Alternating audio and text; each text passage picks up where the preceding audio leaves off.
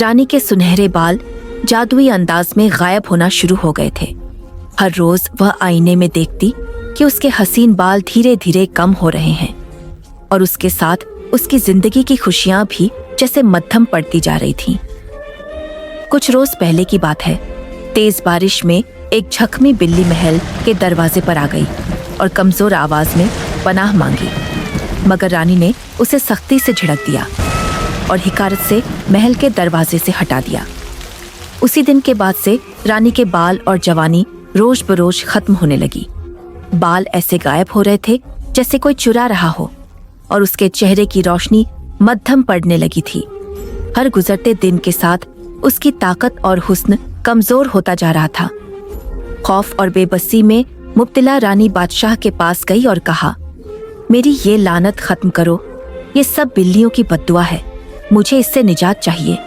बादशाह सलामत, हुक्म दे कि सल्तनत की सारी बिल्लियां मार दी जाए ताकि मेरी ये तकलीफें खत्म हो जाए।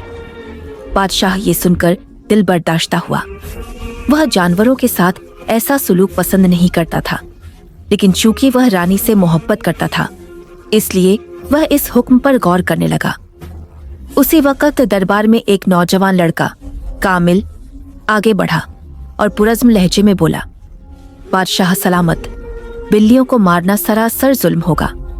मैं आपको यकीन दिलाता हूँ कि मैं रानी के बाल वापस ला सकता हूँ, मुझे सिर्फ 15 दिन की मोहलत दीजिए।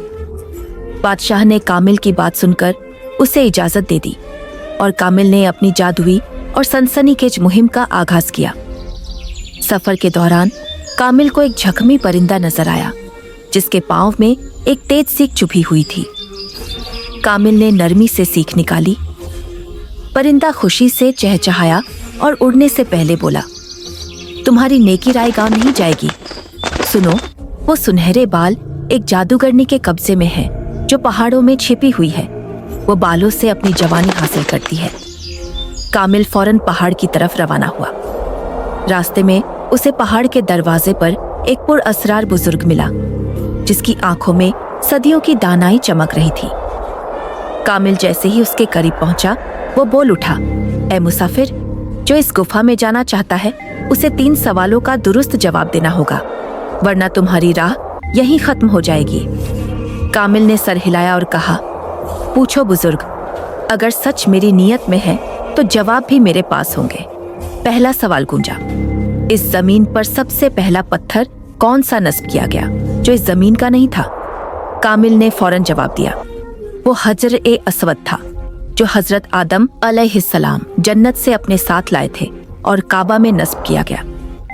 बुजुर्ग ने मुस्कुराकर सर हिलाया और दूसरा सवाल पूछा, रुए जमीन पर सबसे पहला उगने वाला दरख्त कौन सा था?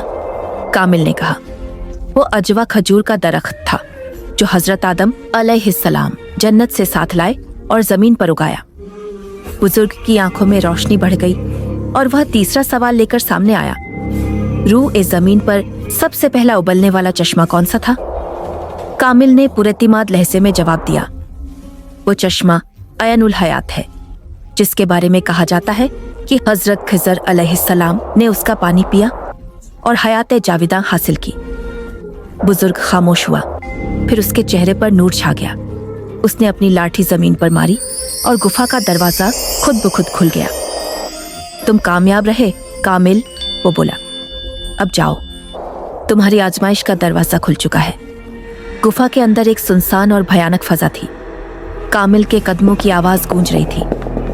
अचानक एक बदसूरत गंजी जादूगरनी नमूदार हुई। उसकी आंखों में सर्द रोशनी थी। उसने सख्त लहजे में कहा, चले जाओ यहाँ से, तुम कुछ हासिल नहीं कर सकते, वापस जाओ वरना नुकसान उठाओगे।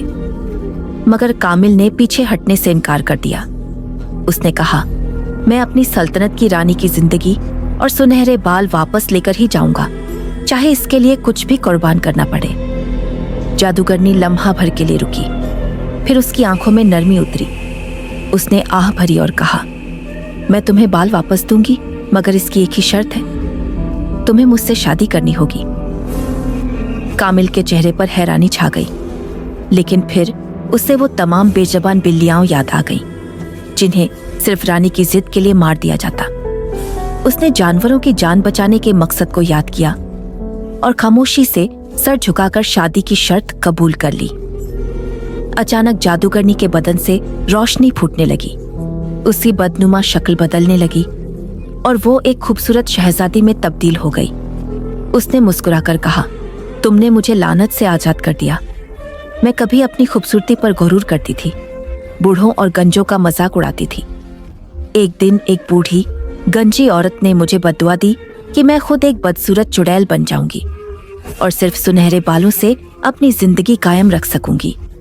लानत तभी खत्म होगी जब कोई शख्स जानवरों के तहफ्फुज के लिए सब कुछ कुर्बान करके मुझसे शादी करेगा, और तुमने वो कुर्बानी दी।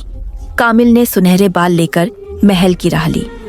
शहजादी ने रुखसत होते वक्त खामोशी से उसे देखा और उसकी आंखों में शुक्रगुजारी और उदासी थी। कामिल ने भी पलट कर देखा, मगर बगैर कुछ कहे आगे बढ़ गया। महल में जब रानी के बाल वापस आए तो उसने अपनी गलती का एतराफ किया, तौबा की और ऐलान किया कि अब वह हर जानवर का ख्याल रखेगी। उसकी जिंदगी, जवानी और खूबसूरती उसे वापस मिल गई। सल्तनत में खुशी की लहर दौड़ गई। बादशाह ने कामिल को दरबार में बुलाया और फरमाया, तुमने सिर्फ हमारी रानी ही नहीं बल्कि हमारी सल्तनत को भी एक बड़ा सबक सिखाया है। मैं तुम्हें अपनी सल्तनत का एक हिस्सा और इज्जत का दर्जा देना चाहता हूँ। उसी मौके पर वो शहजादी दरबार में आई, अब पहले से भी ज्यादा हसीन और बावकार। बादशाह ने दोनों के लिए शादी का इंतजाम किया और कामिल अब न सिर्फ शहजादा कहलाया बल्कि वो एक नई, जादू से आजाद शहजादी का हमसफर भी बन गया। और यूं एक सादा दिल, सच्चाई से भरा लड़का बादशाहत, मोहब्बत और इज्जत का वारिस बन गया।